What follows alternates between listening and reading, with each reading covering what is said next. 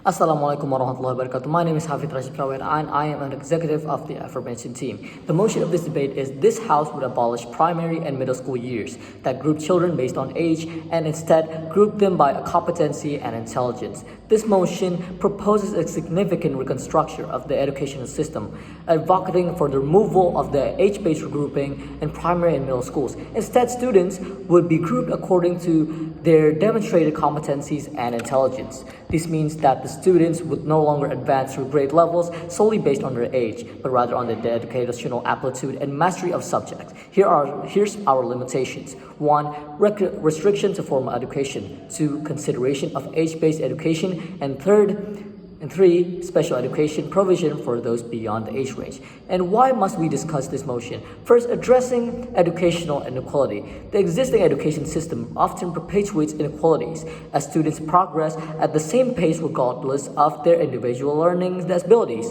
By discussing this motion, we aim to explore a potential solution to mitigate these disparities. Second, maximizing individual potential. Every student is unique, and their learning abilities is varied. Discussing this motion allows us to reconsider how we can better tailor education to each student's strengths and weaknesses, thus helping them reach their full potential. Third, global educational trends. Many countries are already experimenting with alternative education models that prioritize competency-based grouping. It is essential for Indonesia to stay informed about these global trends and adapt to remain competitive. And why is this motion a solution for Indonesia? There's several reasons. 1. Personalized learning. By grouping students based on competency and intelligence, the education system can better accommodate the diverse learning needs of Indonesian students. This personalized approach could lead to improved learning outcomes and a more equitable education system. 2. Addressing overcrowding. Indonesian schools often face issues of overcrowding, which can hinder effective teaching and learning. Competency-based grouping may enable schools to allocate resources more efficiently, potentially reducing class sizes and improving teacher-student rates. 3. Enhancing global competitiveness. In an increasingly competitive global landscape, it is crucial for Indonesia's education system to adapt and innovate, embracing competency-based grouping aligns with international trends in education, potentially elevating the quality of education in the country. Here are my arguments. 1. Facilitating teaching for educators. One compelling reason to support this motion is that equating learning groups based on intelligence levels simplifies the teaching process for educators. When students are grouped according to their competency and intelligence, teachers can tailor their instruction to the specific needs and abilities of each group, creating a more effective and efficient learning environment. Argument 2 is that improved learning outcomes it's another critical point in favor of this motion, is that the potential for significantly improved learning outcomes compared to age-based leveling. By allowing students to progress at their own pace and focus on their strengths and weaknesses, we can expect to see a substantial increase in academic achievements and overall educational success. And my third argument is comparative study of Finland and Sweden.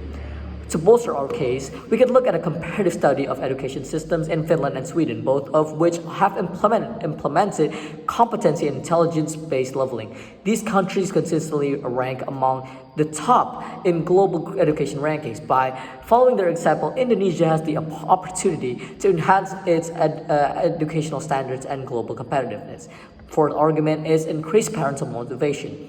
Furthermore, adopting this approach is likely to boost parental motivation in the early stages of their child's education. When parents see that their children are placed in groups tailored to their abilities, they are more likely to actively engage in their child's learning journey, creating a more supportive and conducive educational environment. In terms of implementing competency and intelligence-based grouping, we can consider the following technical aspects. 1. Conduct IQ tests to determine each student's cognitive abilities. 2. Remove age-based entry requirements, allowing students to enter school based on their readiness and developmental stage. 3. While implementing competency-based grouping, we can still consider a basic age range, such as 7 to 15 years, to ensure a reasonable level of social and developmental compatibility among students. Ladies and gentlemen, the affirmative team supports this motion. This House would abolish primary and middle school years that group children based on age and instead group them by competency and intelligence for several compelling reasons. One, enhancing learning outcomes. Competency-based grouping has shown the potential to significantly boost learning outcomes, ultimately benefiting the entire education system. Two, improving learning outcomes. Competency-based grouping has shown the potential to significantly boost educational and learning outcomes, ultimately benefiting the entire education system. Three, global examples of success. Nations like Finland and Sweden, which employ similar models, consistently achieve high educational standards. Emulating their success can elevate our educational landscape.